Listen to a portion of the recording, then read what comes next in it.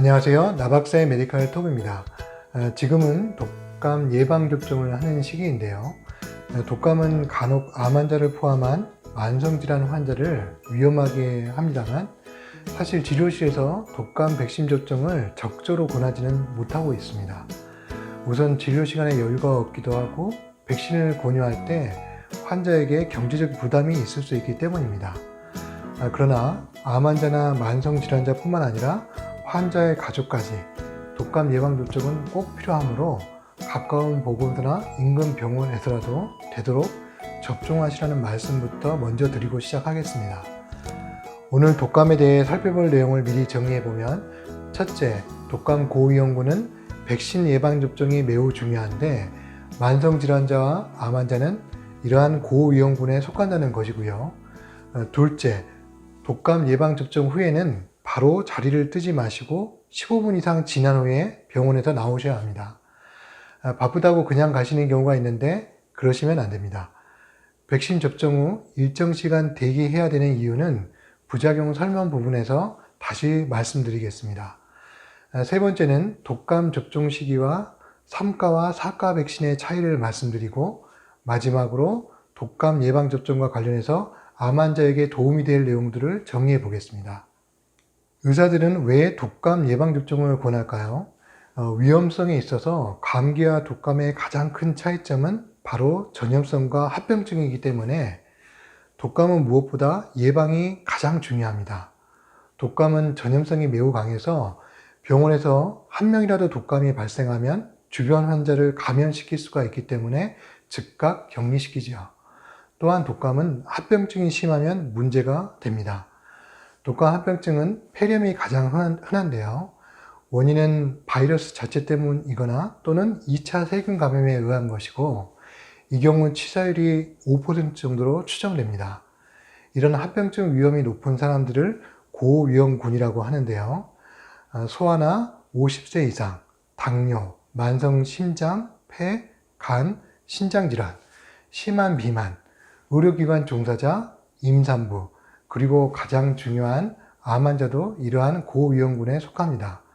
따라서 이러한 고위험군에서는 예방접종을 꼭 권합니다.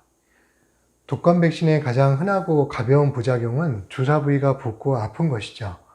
간혹 발열이나 근육통 같은 전신 부작용이 생길 수 있는데, 이런 부작용은 몸의 면역 반응을 유발시켜 생긴 것이고 바이러스 감염은 아니기에 걱정하지 않으셔도 됩니다.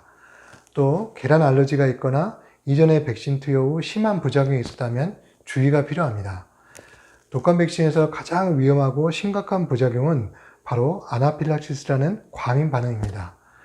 100만 명 중에 1명꼴로 매우 드물지만 주의가 필요합니다. 아나필락시스는 보통 접종 후 5분에서 30분 사이에 혈압이 떨어지고 의식의 변화가 동반되는 심각한 부작용으로 즉각적인 응급조치가 필요합니다. 따라서 만에 하나 이러한 아나필락시스가 생기는지 확인하려면 보통 접종 후 일정 시간 관찰이 필요해서 백신 접종 후 병원에서 바로 자리를 뜨지 말라고 하는 것입니다. 이러한 내용을 잘 숙지한다면 일반적으로 백신 접종은 매우 안전하고 효율적인 독감 예방법입니다. 그럼 백신은 언제 맞아야 할까요? 그리고 3가와 4가 중 어떤 것을 맞아야 할까요? 백신 접종 후 항체는 보통 2주 정도 지나야 생기고 6개월 정도 지속되므로 12월부터 독감이 본격적으로 유행하는 것을 고려한다면 10월부터 맞는 것이 좋고, 늦어도 11월까지는 접종하는 것이 좋겠습니다. 항암 치료 중인 환자라면 10월에는 접종하는 것이 낫겠지요.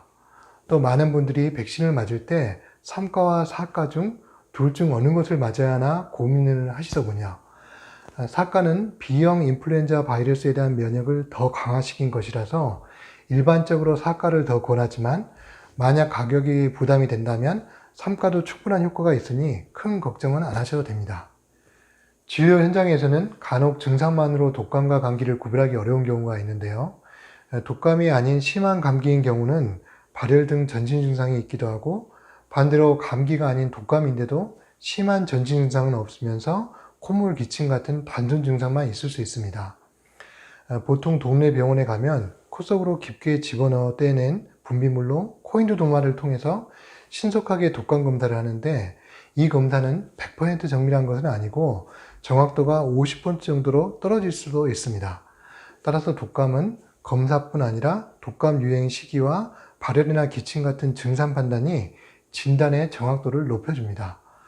보통 독감 증상이 생기고 이틀 이내에 타미플루 같은 항바이러스 약을 투여하면 증상을 좀 더 빨리 개선시킬 수 있고 합병줄도 낮출 수가 있습니다. 아직 인과관계가 불분명하지만 소아청소년의 경우는 타미플루를 복용한 이후에 선망 또는 경련 등의 이상 행동을 보일 수가 있으므로 소아청소년에게 투여한 경우에는 투약 후 이틀 정도 잘 관찰할 필요가 있습니다. 만약 알약을 삼키기 힘들 정도로 상태가 좋지 않다면 페라미플루라는 주사도 있습니다. 마지막으로 암 환자의 독감은 어떤 문제를 일으키는지 살펴보겠습니다. 암 환자는 여러 가지 치료로 인해 신체 면역력이 떨어질 수 있고 또 암 자체가 면역력을 약하게 하기도 합니다. 암 환자의 독감은 우선 정확하고 빠른 진단이 중요한데요. 임상적인 경험으로 말씀드리면 암 환자는 진통제, 해열제, 그리고 항암 치료 등으로 전신 증상이 뚜렷하지 않을 수 있습니다. 항암 치료 자체만으로 근육통이나 발열처럼 독감과 유사한 증상이 생길 수 있습니다. 그래서 그냥 항암제 때문이라 생각하고 있다가 시기를 놓쳐서 진단이 늦어지지 않도록 주의해야 되겠습니다. 암 환자 역시 독감은 예방이 더 중요한데요. 최근 학회 보고에 따르면 독감 백신은 항암 치료 여부와 상관없이 효과를 보여서 입원율을 약 20% 정도 줄였습니다.